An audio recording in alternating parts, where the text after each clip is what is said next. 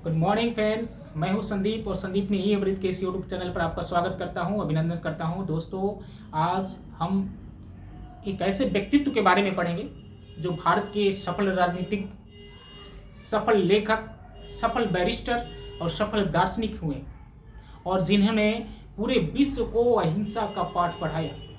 एक ऐसा व्यक्तित्व जिसके बिना भारत का इतिहास अधूरा है। एक ऐसा व्यक्तित्व जिन्होंने सत्य, अहिंसा और सत्याग्रह को अपना हथियार बनाया और जिसके नाम से युग लिखा गया। आप समझ गए होंगे, हम बात करने वाले हैं महात्मा गांधी की। एक ऐसा व्यक्तित्व जिन्होंने भारत में तो जन्म लिया, लेकिन अपनी कीमती समय 21 साल तक दूसरे देश में बिताया, वहां के लोगों के अधिकार दिलाने के लिए बिताया और उनको अधिकार दिलाने के लिए वहां की जालिम सरकार से भी भिड़ंत कर ली। हम बात करेंगे आज महात्मा गांधी के बारे में। दोस्तों, आइए वीडियो शुरू करते हैं। वीडियो शुरू करने के पहले हम आपको बता दें कि आप किसी भी एग्जाम की तैयारी करते हो, चाहे वनडे एग्जाम की तैयारी करते हो, चाहे आप पीसीएस एग्जाम की तैयारी करते हो, या फिर आप आईएएस की तैयारी करते हो, या फिर आप एकेडमिक में पढ़ाई करते हो, ये वीडियो आपके लिए बहुत ही महत्वपूर्ण है। हमें ऐसा लगता है, मेरा एक्सपीरियंस कहता है कि वैसा कोई भी एग्जाम जहां जीके जीएस पूछे जाते हो, वहां पर ये महात्मा गांधी से कोई टॉपिक सिलेबस में ना हो, ऐसा हो ही नहीं सकता। ये टॉपिक आपके लिए बहुत इंपॉर्टेंट होने वाला है। बने रहिए हमारी वीडियो के साथ। आइए देखते हैं। सबसे पहले हम बात करेंगे जीवन परिचय के बारे में। महात्मा गांधी के जीवन परिचय। आप सबको मालूम है कि महात्मा गांधी का जन्म 2 अक्टूबर 1869 ईस्वी को पोरबंदर में हुआ था। पोरबंदर एक छोटा सा कस्बा था, गांव था, जो नदी के किनारे था। ठीक है, काठियावाड़ डिस्ट्रिक्ट में पड़ता था और गुजरात राज्य में काठियावाड़ है। मीन्स कि महात्मा गांधी का जन्म 2 अक्टूबर 1869 को पोरबंदर के काठियावाड़ डिस्ट्रिक्ट गुजरात में हुआ था। माता का नाम पुतलीबाई एक धर्मपरायण महिला थी। पिता करमचंद गांधी राजकोट के दीवान थे। पत्नी कस्तूरबा गांधी थी, जिनको प्यार से बा कहकर पुकारा जाता था, बा। पुत्रों की अगर बात करें, 4 पुत्र थे उनके, हरिलाल, मणिलाल और रामदास और देवदास। महात्मा गांधी के 4 पुत्र, हरिलाल, मणिलाल, रामदास, देवदास। महात्मा गांधी का पूरा नाम अगर बात करें तो मोहनदास करमचंद गांधी। महात्मा गांधी का पूरा नाम मोहनदास करमचंद गांधी। इसको समझते हैं थोड़ा। अगर हम माता की बात करें तो माता, दोस्तों आपको बता दें कि माता जो होती हैं, माता घर में बच्चों का बहुत ज्यादा ख्याल रखती हैं और बच्चों पर अगर किसी का सबसे ज्यादा अगर इम्पैक्ट पड़ता है तो वो माँ का पड़ता है, क्योंकि बच्चे जो है सबसे ज्यादा टाइम जो है माँ के पास ही बिताते हैं। माँ यहाँ पर धार्मिक महिला थी, जिसका प्रभाव सीधे और सीधे महात्मा गांधी पर पड़ा और शुरू से ही, बचपन से ही वे बहुत ही सहनशील व्यक्ति हो गए। बहुत ही किसी भी दूसरे के कष्ट को देखकर अपना कष्ट समझने लगे। दयावान व्यक्ति हो गए और हिंसा से तो बहुत ही दूर हो गए। ये सब अगर किसी की देन है तो उनकी मां पुतलीबाई की देन है, जो कि एक धर्मपरायण महिला थी, जिसके आदेशानुसार जिसको फॉलो किए महात्मा गांधी ने। करमचंद गांधी की बात करें, वो राजकोट के दीवान थे। आप देख रहे हैं कि हंसता खेलता और किसी भी चीज की कमी नहीं थी इनके परिवार में। पिताजी राजकोट के दीवान थे, किसी भी तरह की पैसा की कमी नहीं थी। उनको काबा गांधी भी कहा गया है, किसी किताब में काबा गांधी भी, यानी करमचंद गांधी उर्फ काबा गांधी। गांधी जी का पूरा नाम मोहनदास करमचंद गांधी। यहां पर समझना है कि ये जो है करमचंद गांधी जो है उनके पिताजी का नाम है, लेकिन ये जो मोहनदास है ये गांधी जी का नाम है। तो ऐसा होता क्या है ना कि गुजरात में चूंकि इनका जन्म हुआ, तो गुजरात में पिता का नाम बेटे के नाम से जोड़ा जाता है। मतलब कि बेटे के नाम के साथ पिता का नाम जुड़ा रहता है।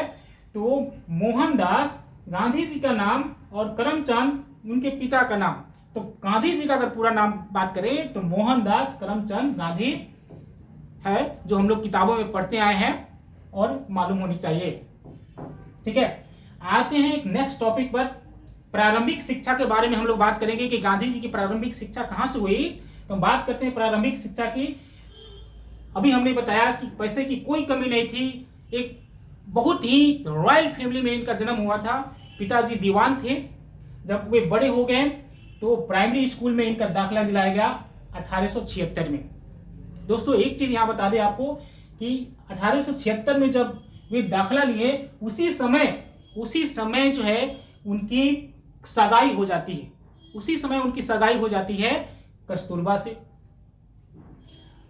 आप देखिए 1869 में उनका जन्म होता है और 1876 में सगाई भी हो जाती है। यहां हम लिख देते हैं 1876 में सगाई।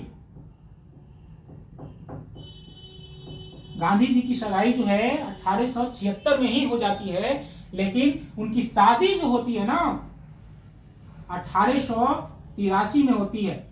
शादी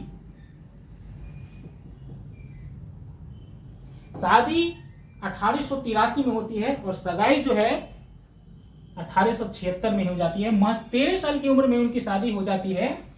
13 साल की जब उठे तभी उनकी शादी हो जाती है। उस समय ये रीति रिवाज था, एक ट्रेडिशन था उस समय कि छोटे छोटे बच्चे या फिर बाल्यावस्था में लड़कियों की शादी हो जाया करती थी। इसमें कोई उस समय की नई बात नहीं थी। तो गांधी जी का भी शादी जो है 13 साल की उम्र में हुआ, लेकिन सगाई उसके पहले हो गया।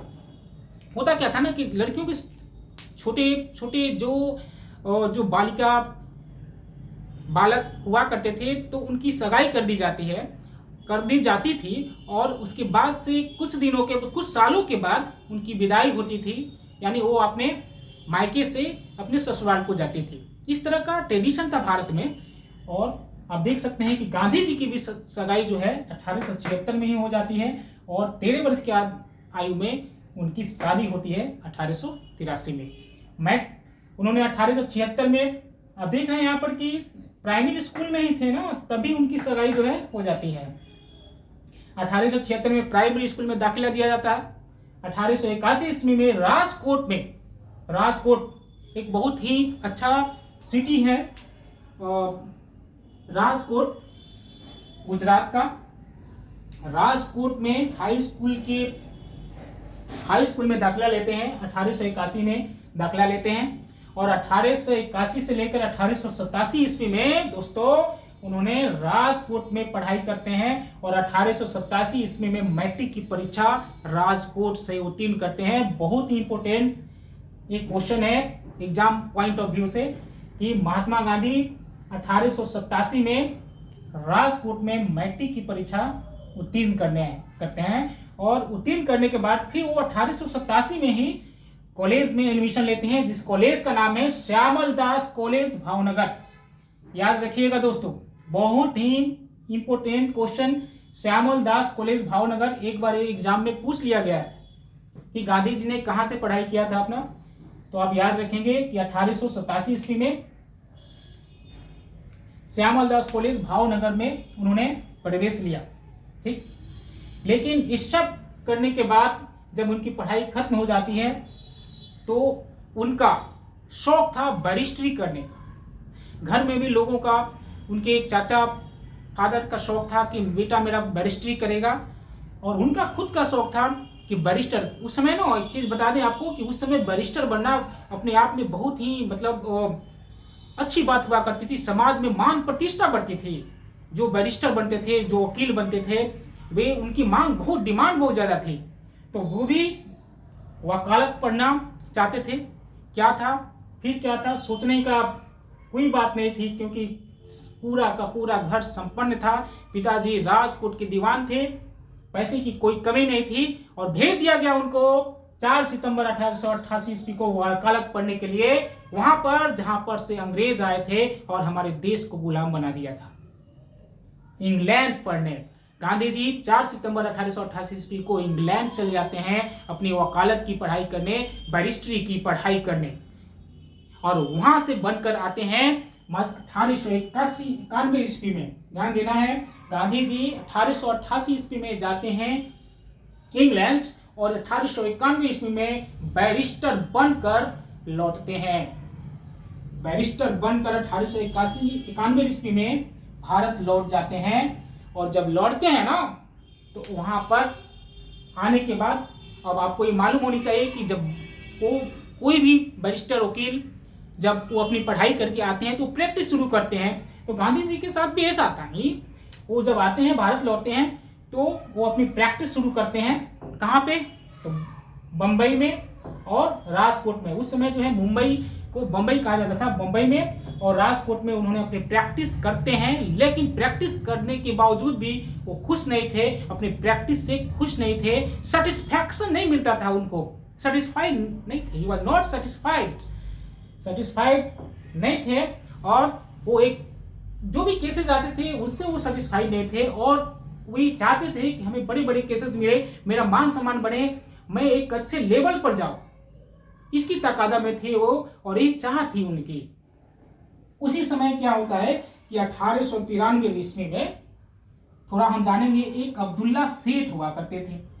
अब्दुल्ला सेठ के बारे में जानेंगे। ये अब्दुल्ला सेठ जो है उनका बिजनेस जो था वो साउथ अफ्रीका में हुआ करता था, तो वे उनका बहुत बड़ा कारोबार था।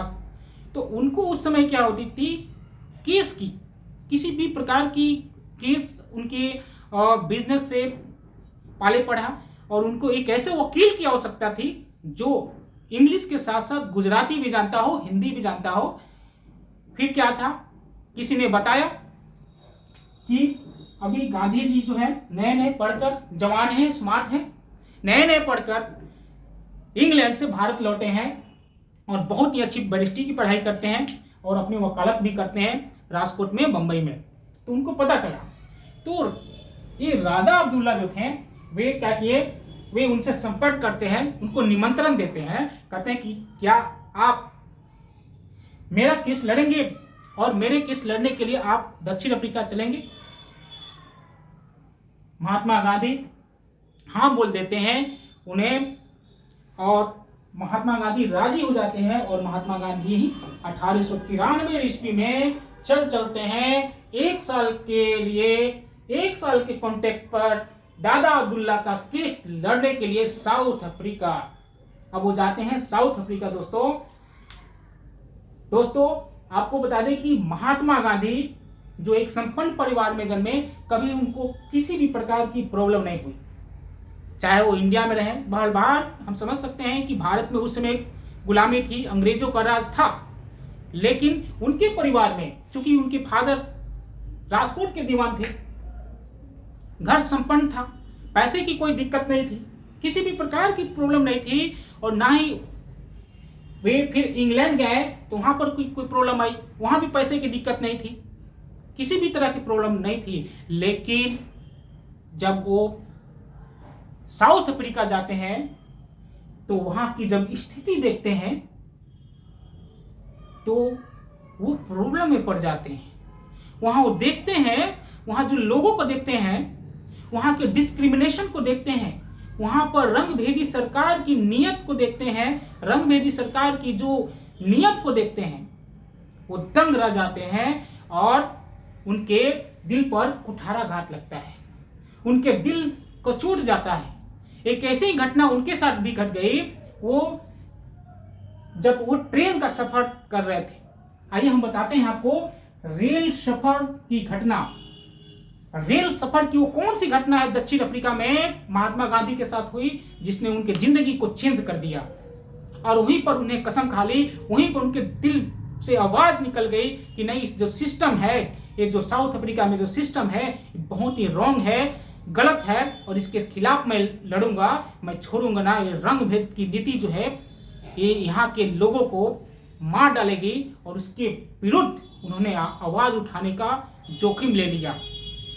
आइए जानते हैं दोस्तों, होता क्या है कि महात्मा गांधी को दादा अब्दुल्ला जो हैं प्रिटोरिया बुलाए रहते हैं। और Mahatma Gandhi first class AC का टिकट, पैसे की कोई कमी नहीं थी, अभी बताया मैंने, पैसे की कोई कमी नहीं थी उनके पास। राजकोट में उन्होंने, पिताजी दीवान थे, उन्होंने लॉ की भी पढ़ाई करके आई थी और वकालत करके आई थी। सूट बूट कोटेड पैंट सब टाई वगैरह लगाकर उन्होंने फर्स्ट क्लास टिकट लेकर और ट्रेन के डब्बे में बैठ गए और वे जाना था उनको डरबन से प्रिटोरिया, डरबन से प्रिटोरिया उनको जाना था। लेकिन होता क्या है कि वहां पर नस्ल भेदी सरकार थी, वहां पर जो अंग्रेजों की सरकार थी, वहां पर इतना भेदभाव किए थे कि जिस डिब्बे में अंग्रेज बैठा करते थे उस डिब्बे में चाहे आप टिकट भी ले लिए हो तो उस डब्बा में आप बैठ नहीं सकते थे। इस तरह की भेदभाव वहां पर की जाती थी। जहां पर गोरे बैठे हुआ करते थे वहां से उसको धक्के मार कर लोगों को निकाल दिया जाता था। लेकिन बहरहाल गांधी जी को ये सिस्टम पता नहीं था, क्योंकि उनके साथ ऐसा कभी पाला पड़ा नहीं था, और ना ही इंडिया में और ना ही इंग्लैंड पे। होता क्या है कि डरबन में उन्होंने अपने फर्स्ट क्लास की टिकट लेकर आराम से बैठ जाते हैं। जब कुछ देर जाते हैं तो एक बड़ा सा लंबा अंग्रेज आता है और कहता है कि ए ब्लैक, आप यहां पर क्यों बैठे हो? तुमको मालूम नहीं कि ये सीट बैठने वाला नहीं है? बैठे क्यों हो यहाँ पे? तुम लोग के लिए नहीं है सीट। कहने कि अरे क्या बात करते हैं आप, क्योंकि गांधी जी भी तो वकील थे, गांधी जी भी तो बैरिस्टर थे, उनको भी तो बात करने आती थी। वो कह रहे कि नहीं, हम ऑथोराइज हैं, हमने टिकट लिया है, देखिए हम बैठ सकते हैं, इसमें क्या प्रॉब्लम है, हम बैठ सकते हैं इस पर। कह रहे कि नहीं तुम बात मत करो, तुम उतरो जल्दी से, नीचे चले जाओ, दूसरे डब्बे में चले जाओ। कह रहे कि नहीं, ऐसा कैसे हो सकता है? गांधी जी नहीं माने। 4-5 अंग्रेज आते हैं, उनको धक्के मारकर नेक्स्ट स्टेशन पर प्रिटोरिया के पहले ही मार कर नीचे गिरा देते हैं और उनके सामान को भी फेंक देते हैं। दोस्तों, जब गांधी जी को फेंका जाता है, हिंद स्वराज में उन्होंने लिखा, 1909 में हिंद स्वराज की पुस्तक उन्होंने लिखता है, गांधी जी जो फेंक दिया गया है, उनको नीचे गिर गए हैं, सामान भी फेंक दिया गया। गांधी जी को इस तरह का पाला कभी नहीं पड़ा था। वो समझ ही नहीं पा रहे थे कि हमारे साथ ये हुआ क्या, ये कैसे हो सकता है। अंदर तक एक घाव अंदर की तरफ चुभ गई और वहां उन्होंने डिसाइड कर लिया कि ये जो सिस्टम है ये तो बहुत ही खराब है, मैं इसके विरुद्ध काम करूंगा। एक घटना उनके लाइफ को बदल देती है। वो आए हैं 1 साल के कॉन्ट्रैक्ट पर, आए हैं दादा अब्दुल्ला के काम के लिए, लेकिन दादा अब्दुल्ला का काम अब क्या करते हैं, वो सेकेंडरी कर देते हैं और फर्स्ट में वो काम करने के लिए राजी हो जाते हैं, अपने मन में ठान लेते हैं जो वहां के नस्ल भेदी सरकार जो है लोगों के खिलाफ की है, जो रंग भेद की नीति वहां पर लगाई है, उसके खिलाफ लड़ने के लिए अपने मन में दृढ़ निश्चय कर लेते हैं। जब वो नीचे गिर जाते हैं, फिर दूसरे दिन एक चीज बता दें कि जब वो नीचे गिर जाते हैं, उस रात में वो ठिठुर कर प्रतीक्षालय में उनको बिताना पड़ता है। और सुबह में, चूंकि सुबह में दादा अब्दुल्ला ने उनको बुलाया था, तो जब वो तार भेजते हैं तो दादा अब्दुल्ला के आदमी आते हैं, उनको लेके जाते हैं। लेकिन फिर भी वो जख्म, वो हमेशा उनके हर समय उनको कुरेद रहा होता है कि एक हुआ कैसे हो गया, ये क्या सिस्टम है यहाँ की, और उसके विरुद्ध काम करने के बारे में ही उनके दिमाग में काम करता रहा। उन्होंने सबसे पहले उदारवाद दिखाया। दोस्तों, जब इस तरह की घटना उनके साथ घटती है, लाइफ उनका चेंज हो जाता है और जो कि जिस काम के लिए वो आते हैं वो काम सेकेंडरी हो जाता है। दादा अब्दुल्ला का केस लड़ने के लिए आते हैं, दादा अब्दुल्ला का केस तो लड़े, लेकिन उसके बाद उसके साथ साथ यहाँ के लोगों को न्याय दिलाना, ये रंगभेदी सरकार के साथ लड़ना उनका अपनी जिम्मेदारी ले लेते हैं।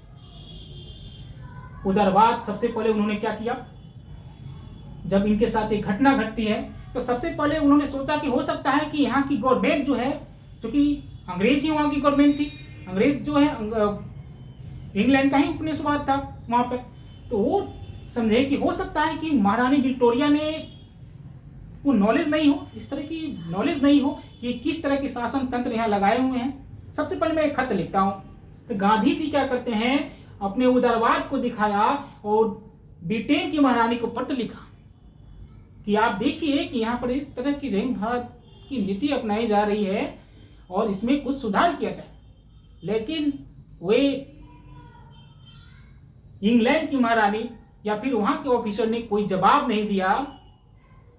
तब गांधी जी को और अंदर से दिल हिल गया और 1893 में तो आते ही हैं, 1893 में आते हैं, उनके साथ घटना घट जाती है और ये घटना इस तरह से इंप्रेस करती है, इस तरह से उनको दिल को हिला देती है कि उन्होंने 1884 में नटाल इंडियन कांग्रेस की स्थापना करते हैं। क्यों नटाल इंडियन कांग्रेस की स्थापना करते हैं? भेदभाव की नीतियों के कारण। ये भेदभाव की जो नीति थी साउथ अफ्रीका में, उसको हटाने के कारण कि देखिए कि ये जो नीति है आपकी ये गलत है। लोगों को इकट्ठा करते हैं, वहां की भारतीय जो समूह है, जो जिनकी शोषण हुआ कर रही थी, उसको इकट्ठा करते हैं और नटाल इंडियन कांग्रेस की स्थापना करते हैं महात्मा गांधी 1894 ईस्वी में।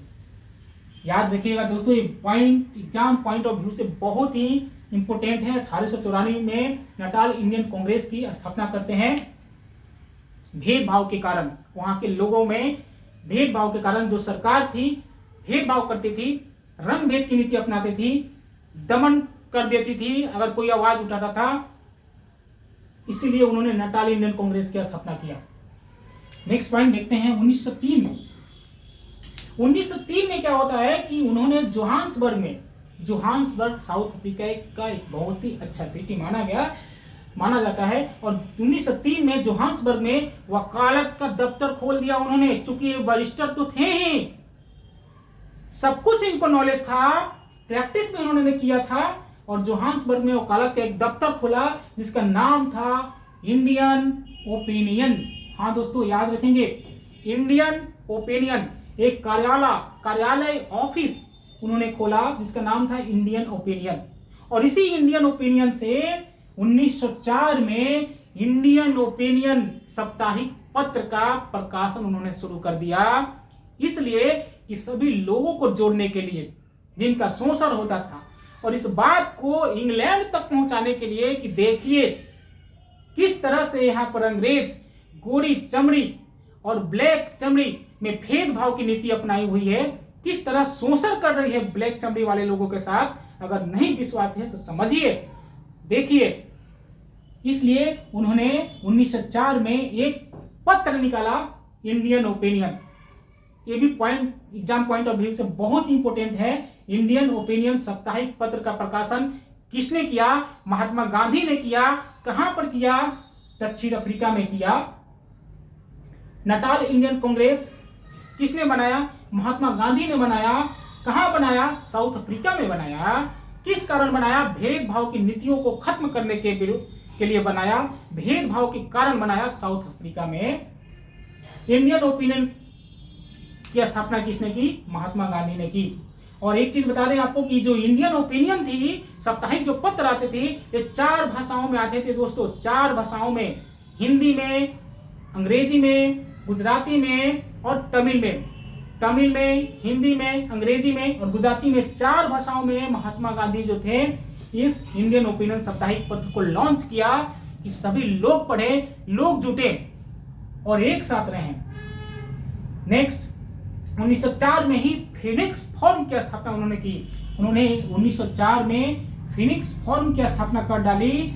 फिनिक्स फॉर्म एक बहुत बड़ा एरिया लेकर करीब 80 एकड़ के जमीन में उन्होंने फिनिक्स फॉर्म की स्थापना की, जहां पर सबसे पहले सत्याग्रह किया गया। सत्याग्रह की जन्मस्थली मानी गई जो कि डरबन में है। हमने बताया कि डरबन से प्रिटोरिया की वो यात्रा कर रहे थे और उसी समय उनके धक्के मारकर निकाल दिया गया। एक चीज आपको यहां ध्यान रखना है कि डरबन से जब प्रिटोरिया वो यात्रा कर रहे थे ना दोस्तों, और जिस स्टेशन पे उनको धक्के मार को निकाल दिया गया, फेंक दिया गया उनके सामान को उनके साथ, जहां पर उनको कड़ाके की ठंडी में पूरी रात बिताना पड़ा। वो जानते हैं उस स्टेशन का क्या नाम है? उस स्टेशन का नाम है पीटर मैरिट्सबर्ग। याद रखिएगा दोस्तों, पीटर मैरिट्सबर्ग। याद रखिएगा, जिस स्टेशन पर गांधी जी को उतार दिया गया धक्के मारकर, उस स्टेशन का नाम है पीटर मैरिट्सबर्ग। दोस्तों, इस पीटर मैरिट्सबर्ग पर उनको उतारा गया और उस पीटर मैरिट्सबर्ग अभी के डेट में दोस्तों गांधी जी की वहां बहुत बड़ी मूर्ति लगी हुई है, बहुत बड़ी मूर्ति लगी हुई है अभी। और वहां पर सभी लोग जाकर माला चढ़ाते हैं, पूजा अर्चना करते हैं और प्रणाम करते हैं। ये है चेंजिंग। ऐसा कर दिया गांधी जी ने, इसको कहते हैं चेंजिंग। कि एक समय था जब वहां पर गांधी जी को किसी को धक्के मार कर उतारा गया, और आज उसी की, जिसको धक्के मार कर उतारा गया, उसी की मूर्ति बनाई गई पीटर मैरिट्सबर्ग में। और वहां पर लोग वहां की माला चढ़ाते हैं, वहां की सरकार जो है नमन करती है। इसे कहते हैं चेंजिंग, इसे कहते हैं इतिहास बनाना। आते हैं सत्याग्रह की जन्मस्थली जानेंगे। डरबन में सबसे पहले भारत में, दोस्तों याद रखेंगे कि इस भारत में जन्मे महात्मा गांधी सबसे पहले अगर कहीं सत्याग्रह किए, सत्याग्रह का अलग जगाया, तो वो भी विदेश की धरती हुई, डरबन, साउथ अफ्रीका। क्वेश्चन आ सकते हैं कि महात्मा गांधी ने सबसे पहले अपनी सत्याग्रह की शुरुआत कहां से की? साउथ अफ्रीका से की। डरबन शहर था जहां पर फिनिक्स फॉर्म की स्थापना की गई, वहीं से उन्होंने सत्याग्रह की शुरुआत की, जिसको सत्याग्रह का जन्म स्थली माना जाता है, फिनिक्स फॉर्म। याद रखिएगा दोस्तों, गांधी जी ने 2 फॉर्म की स्थापना की, फिनिक्स फॉर्म और एक और टॉलस्टॉय फॉर्म। याद रखेंगे, फिनिक्स फॉर्म की स्थापना 1904 में होती है, ठीक है। टॉलस्टॉय फॉर्म की स्थापना 1910 में होती है, इसको याद रखेंगे। सबसे पहले फिनिक्स फॉर्म की स्थापना करते हैं गांधी जी साउथ अफ्रीका में, उसके बाद से टॉलस्टॉय फॉर्म की स्थापना करते हैं साउथ अफ्रीका में। 1906 में देखें, 1906 में क्या होता है? 1906 में पंजीकरण प्रमाण पत्र के बीच उन्होंने आंदोलन चलाया। समझेंगे पंजीकरण प्रमाण पत्र क्या है। दोस्तों, आज के समय में हम लोग के पास क्या है? आधार कार्ड है, वोटर आईडी कार्ड है। इस समय हम लोग के पास आधार कार्ड है तो इज्जत की बात है ना। लेकिन उस समय क्या होता था? साउथ अफ्रीका में जिसके पास आधार कार्ड होती थी, वो बेइज्जती किया जाता था। कैसे बेइज्जती किया जाता था? देखिए दोस्तों, यहां से आपको मालूम होनी चाहिए कि साउथ अफ्रीका में अंग्रेजों ने यहाँ के लोगों को, चाहे वो हिंदी हो, चाहे मुस्लिम हो या सिख हो, लोगों को कॉन्टेक्ट पर ले जाते थे और कॉन्टेक्ट पर ले जाकर गन्ने कटवाते थे, और गन्ने कटवाकर उनकी जब कॉन्टेक्ट पूरी हो जाती थी तो भेज देते थे, या कुछ लोग वहीं पर रुक जाते थे। तो होता क्या था कि वहां पर जो लोग रहते थे, जो कि 3 प्रकार के लोग वहां पर थे, एक अनुबंधित थी, एक गैर अनुबंधित और एक मोमिन व्यापारी। याद रखेंगे दोस्तों, मोमिन व्यापारी, अनुबंधित जो कॉन्ट्रेक्चुअल थे, एक गैर अनुबंधित जिनके कॉन्ट्रैक्ट पूरा हो गया था, और एक मोमिन व्यापारी जो थे, वो व्यापारी मुस्लिम थे, मुस्लिम व्यापारी हुआ करते थे। ये 3 प्रकार के लोग जो हैं भारतीय समाज से वहां पर यानी साउथ अफ्रीका में गए थे।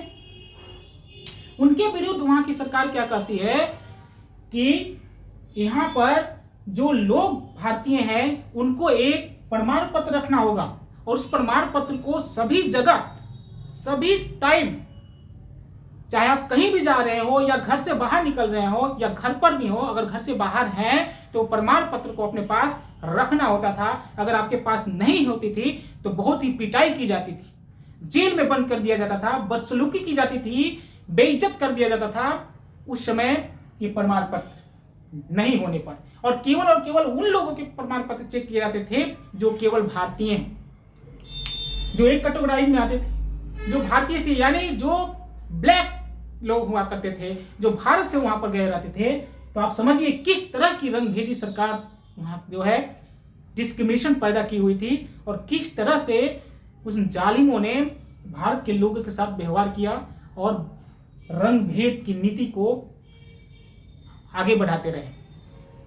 पंजीकरण प्रमाण के और इस पंजीकरण प्रमाण पत्र विरुद्ध जो है गांधी जी आंदोलन चलाए हैं कि ये कैसे हो सकता है उनके विरुद्ध में उनका दिल पसीजने लगा, दिल में चोट लगने लगी कि बताइए कि भारत के लोग चाहे वो कहीं भी गए हो, चाहे वो किसी भी तरह उनका कंटेक्ट पूरा हुआ हो या नहीं हुआ हो, मोमिन व्यापारी इन लोग को अपना हर समय अपने प्रमाण पत्र को कैरी करेंगे। ये तो अपने आप में एक बहुत ही अपने आप में आप समझ सकते बहुत शर्मिंदगी महसूस होने वाली थी ये प्रमाण पत्र को ले जाना या फिर इसके विरुद्ध जो आंदोलन थी, उनके विरुद्ध भी इन्होंने आंदोलन चलाया, सत्याग्रह किया। 1907 में गांधी जी इससे बहुत ही हताहत हो गए। गांधी जी 1906 में जब पंजीकरण प्रमाण पत्र कैरी करने वाली जो सरकार नियम लाती है उनके विरुद्ध जो है गांधी जी बहुत ही हताहत होते हैं और अपने आप को रोक नहीं पाते हैं और सबसे पहले वह सत्याग्रह का हथियार के रूप में प्रयोग करते हैं। 1907 में सत्याग्रह के हथियार के रूप में प्रयोग कर दिया। इस पंजीकरण प्रमाण पत्र के विरुद्ध लोगों को इकट्ठा कर दिया, पैदल मार्च करवा दिए। 1910 में क्या होता है, टॉल्स्टॉय फर्म की स्थापना होती है। क्या है टॉल्स्टॉय फर्म? अभी मैंने बताया कि गांधी जी 2 फर्म की स्थापना किए। सबसे पहले फिनिक्स फर्म की स्थापना करते हैं। कहां पे? तो फिनिक्स फर्म की स्थापना करते हैं गांधी जी साउथ अफ्रीका में, डरबन में।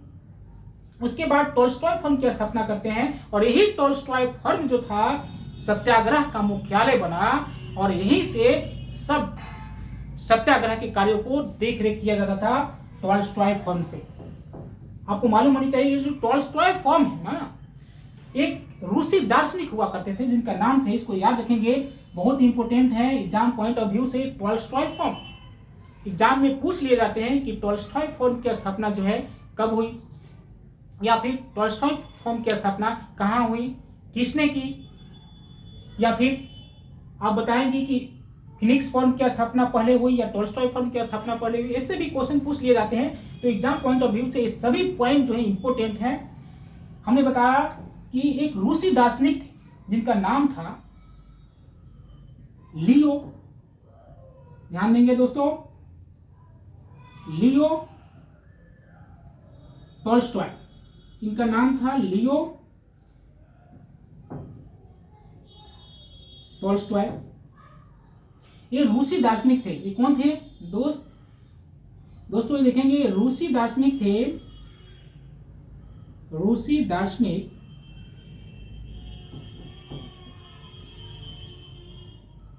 ये रूसी दार्शनिक थे और उन्होंने एक किताब लिखा था जिस किताब का नाम है the kingdom of God with in you. ध्यान रखेंगे दोस्तों, बहुत ही इंपॉर्टेंट पॉइंट है। लियो टॉल्स्टॉय एक रूसी दार्शनिक थे और उन्होंने किताब लिखा जिस किताब का नाम है the kingdom of God is with in you. इससे गांधी जी बहुत ही प्रभावित हुए थे। गांधी जी इस बुक से the kingdom of God with in you बहुत ही ज्यादा प्रभावित हुए थे और इस रूसी दार्शनिक लियो टॉल्स्टॉय के नाम पर उन्होंने टॉल्स्टॉय फर्म की स्थापना किया साउथ अफ्रीका में और जो सत्याग्रह का मुख्यालय बना। पोल टैक्स के बारे में हम बात करेंगे। 1913 में पोल टैक्स एक सबसे अंग्रेजों ने, गोरी चमड़े वाले वहां की गवर्नमेंट ने एक ऐसी नीति लाई, पोल टैक्स की नीति। समझते हैं पोल टैक्स क्या है दोस्तों? अभी मैंने बात कर रहा था कि भारत से 3 प्रकार के लोग जो हैं वहां पर चले गए थे। कहां पे? साउथ अफ्रीका में। अंग्रेजों ने अनुबंधित करके कॉन्ट्रैक्ट पर उनको ले गए। 10 साल 20 साल की कॉन्ट्रैक्ट पर वहां करते थे। होता क्या था कि जब उनकी कॉन्ट्रैक्ट कंप्लीट हो जाते थे तो कुछ लोग तो यहाँ चले आते थे लेकिन कुछ लोग वहीं पर आते थे। तो जब उनकी वैसे लोग जिनकी कॉन्ट्रैक्ट खत्म हो गई थी और वहीं पर आते थे तो अब सोचते होंगे कि 10 साल 20 साल मैंने अपने बसा लिया। तो होता क्या था ना कि 10-20 साल वो बस वहीं पर बस जाते हैं तो अपना बिता लेते हैं, तो फिर उनको आने का यहाँ मन नहीं करता था। तो कहते थे कि ठीक है और जिंदगी जो बाकी बची है यहीं पर हम लोग काट लेते हैं। लेकिन वहाँ की गवर्नमेंट ने क्या किया, एक पोल टैक्स लाती है और कहती है कि जो लोग अनुबंधित नहीं है, मीन्स कि जिसका अनुबंध कंप्लीट हो गया है, उन पर अब टैक्स लगे, यानी उनको अब यहाँ रहने पर भी टैक्स लगेगा। ये थी पोल टैक्स, गैर अनुबंधित भारतीयों पर टैक्स लगा दिया गया। और तो और भारतीय विवाह को अप्रमाणित कर दिया गया। जब गांधी जी ने देखा कि इस तरह के सिस्टम को लाया गया, भारतीय विवाह को अप्रमाणित, मतलब कि यहाँ पर एक सिस्टम को लाया गया, एक नियम बनाया गया अंग्रेजों के द्वारा कि वे लोग जो भारतीय सिस्टम के द्वारा विवाह किए हैं, मतलब अगर हिंदू हो हिंदू रीति रिवाज के द्वारा शादियां की हैं, मुस्लिम हो मुस्लिम रीति रिवाज के द्वारा जो शादियां की हैं, या सिख हो सिख रीति रिवाज के द्वारा अगर शादी किए हैं, तो सारे के सारे शादियां अवैध हैं। उनकी वैध शादी तभी मानी जाएगी जब वे अपनी शादियों को ईसाई परंपरा के अनुसार, हाँ दोस्तों, ईसाई परंपरा के अनुसार अगर शादियां करते हैं, यानी हिंदू मुस्लिम सिख इस सभी के लिए जो है अपने आप में एक समझिए कि अपने आप में उनको बहुत ही ज्यादा कष्ट देने वाली ये घटना थी, ये नियम था। और इसमें एक और बात उसमें जुड़ी हुई थी कि इनके द्वारा यानी मुस्लिम हिंदू और सिख के द्वारा जो शादियां हुई सब अप्रमाणित कर दिया उन्होंने। वहां की गवर्नमेंट ने कहा कि आप जो है ईसाई धर्म के अनुसार आप शादियां करो तब मान्य होगा। यह बताइए कि कितनी शर्मनाक भारतीय लोगों के साथ ये नियम थे, जहां की जो गवर्नमेंट साउथ अफ्रीका के लेके आई, जो अंग्रेजों ने लेकर आया साउथ अफ्रीका में। किस तरह की रंगभेदी सरकार थी जो सभी शादियों को अवैध घोषित कर दिया। एक तरफ से पूरे भारतीय लोग हिंदू मुस्लिम सिख सब पर जो है सबका दिल जो है अंदर अंदर उद्वेलित कर दिया। और तो और उससे ये भी कहा गया कि उससे होने वाले हिंदू मुस्लिम सिख इनसे होने वाले जो बच्चे हैं वो भी अवैध हैं, अवैध घोषित कर दिया। ये सब देखकर गांधी जी का मन जो है बहुत ही पिघल गया। गांधी जी जो है बहुत ही आक्रोशित अंदर अंदर हो गए, हिला कर रख दिया उनको कि एक सिस्टम किस तरह से इस यहाँ पर रंगभेदी सरकार जो है ट्रीट कर रही है। गांधी जी रुके नहीं, अपनी सत्याग्रह को और तेज कर दिया और चारों तरफ रोड मार्च करने लगे और अंततः 2000 भारतीयों के साथ पैदल मार्च निकाला उन्होंने। और पैदल मार्च निकालने के क्रम में पूरे के पूरे चारों तरफ लोग जब दिखाई देने लगे, भारतीय लोग जब जागरूक हो गए, भारतीय समाज जब वहां पर जागरूक हो गया, सब लोग जब इकट्ठे हो गए, तब वहां की सरकार को झुकना पड़ा और अपने जो नियम थे उसमें ढील करनी पड़ी, चेंजिंग करनी पड़ी और वैसे नियम बनाना पड़ा जो वहां के लोगों के लिए भी, वहां के लोगों के लिए और वहां के लोगों के लिए अच्छी थी, या फिर हम ये कहें कि नॉर्मल थी। इस तरह से गांधी जी ने वहां पर काम किया। दोस्तों, एक बार हम क्विक रिवीजन लेते हैं गांधी जी के पर्चे को। हम देखेंगे महात्मा गांधी दक्षिण अफ्रीका में जब गए तो क्या करते हैं। सबसे पहले जीवन परिचय के बारे में हम जानेंगे। 2 अक्टूबर 1869 को पोरबंदर में गांधी जी का जन्म होता है। माता का नाम पुतलीबाई, पिता का नाम करमचंद गांधी, जिनको काबा गांधी के नाम से भी जानते हैं। करमचंद गांधी राजकोट के दीवान थे। अभी हमने बताया पुतलीबाई माता का नाम, एक धर्मपरायण महिला थी। कस्तूरबा गांधी से उनकी शादी होती है, जिनको प्यार से बा भी कहा गया है। 1876 में उनकी सगाई होती है, बट 1883 में उनसे शादी की जाती है। उनके 4 पुत्र हुआ करते थे, हरिलाल, मणिलाल, रामदास और देवदास। पूरा नाम अगर बताएं महात्मा गांधी का तो मोहनदास करमचंद गांधी। प्रारंभिक शिक्षा 1876 ईस्वी में उन्होंने प्राइमरी स्कूल में दाखिला लिया। 1881 में राजकोट में उन्होंने हाई स्कूल में दाखिला लेते हैं और 1887 ईस्वी तक हाई स्कूल में पढ़ाई करते हैं और 1887 ईस्वी में मैट्रिक की परीक्षा उत्तीर्ण करते हैं। 1887 ईस्वी में श्यामल कॉलेज भावनगर में प्रवेश लेते हैं और इसके बाद वो चले जाते हैं इंग्लैंड। 4 सितंबर 1888 वो कला पढ़ने इंग्लैंड जाते हैं। 1891 में लौट कर यानी अपनी बैरिस्ट्री की पढ़ाई करके वो भारत लौटते हैं और बंबई में और राजकोट में उन्होंने प्रैक्टिस करते हैं। फिर 1893 में दादा अब्दुल्ला एक सेठ हुआ करते थे। सेठ के कहने पर, उनके बुलावे पर फिर वो जाते हैं साउथ अफ्रीका, जहां पर उनकी लाइफ में एक बहुत बड़ी चेंजिंग आती है, जिससे वे मानव से महामानव बन जाते हैं। डरबन से प्रिटोरिया जाते समय सेंट पीटर्सबर्ग में उनके सामान के साथ फेंक दिया जाता है, जहां पर एक भारत के महात्मा गांधी की विशाल मूर्ति है। लोग उनकी माला चढ़ाते हैं। सबसे पहले उन्हें इस घटना को जब उन्होंने देखा, वहां पर देखते हैं तो सबसे पहले उदारवाद दिखाते हैं। ब्रिटेन की महारानी के पास वहां के अफसरों के नाम चिट्ठियां लिखते हैं, लेकिन काम नहीं बनता है। 1894 में नटाल इंडियन कांग्रेस की स्थापना करते हैं, लोगों को समूह बनाते हैं, लोगों को जोड़ने का प्रयास करते हैं। 1903 में जोहान्सबर्ग में वकालत का दफ्तर खोलते हैं, जिसका नाम था इंडियन ओपिनियन, और उसी इंडियन ओपिनियन से इंडियन ओपिनियन साप्ताहिक पत्र का प्रकाशन शुरू करते हैं, जो 4 भाषाओं में थी, तमिल, हिंदी, गुजराती और अंग्रेजी में। लोगों को जोड़ने का, अपने दुख दर्द उस अंग्रेज के पास, उस इंग्लैंड के पास पहुंचाने के लिए भी इसका यूज करते हैं। इंडियन ओपिनियन साप्ताहिक पत्र का सत्याग्रह की जन्मस्थली डरबन में 80 एकड़ जमीन लेकर उन्होंने फिनिक्स फॉर्म की स्थापना करते हैं। फिनिक्स फॉर्म की स्थापना करते हैं। 1906 में पंजीकरण प्रमाण पत्र के विरुद्ध आंदोलन चलाते हैं, सत्याग्रह का यूज करते हैं, और 1907 में सत्याग्रह को अपना हथियार बनाते हैं।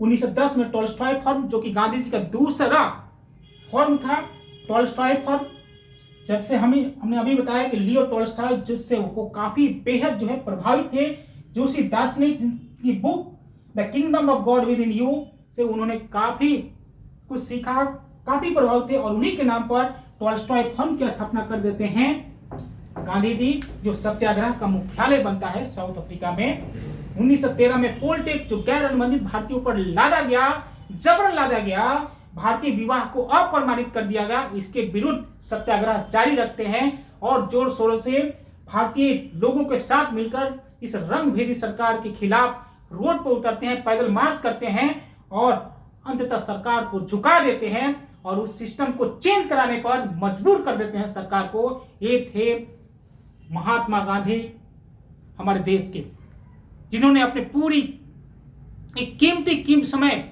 जो जाते हैं 1 साल के लिए दूसरे के कामों के लिए, लेकिन वहां की जनता की जन कष्टों को नहीं देखा जाता है, रंगभेदी सरकार की नीतियों को नहीं देखा जाता है और उसको सहन नहीं कर पाते हैं, और उसके विरुद्ध आवाज उठाने के लिए 21 साल तक अपने कीमती समय को, जवानी को व्यतीत कर देते हैं दूसरे देश में। ये है हमारे महात्मा गांधी। दोस्तों, आज की वीडियो में हम बस इतना ही करते हैं कि महात्मा गांधी की दक्षिण अफ्रीका की यात्रा के बारे में नेक्स्ट वीडियो में हम बात करेंगे कि जब महात्मा गांधी लौट कर आते हैं यहाँ पर, तो उन्होंने क्या क्या भारत में किया। गांधी जी एक किताब लिखी 1909 में, उन्होंने हिंद स्वराज, हमें बताया कि 1909 में एक किताब लिखी गई हिंद स्वराज, उसमें गांधी जी ने लिखा उन्होंने गांधी जी लिखते हैं कि Gandhi was born in India but Gandhi was made in South Africa. Gandhi भले ही भारत में पैदा हो, बट गांधी को महात्मा गांधी बनाया साउथ अफ्रीका में। ये बात उन्होंने 1909 में लिखी गई किताब हिंद स्वराज में कहते हैं। तो मिलते हैं एक नई वीडियो में, इसी तरह जुड़े रहिए हमारे साथ। Thank you, have a nice day.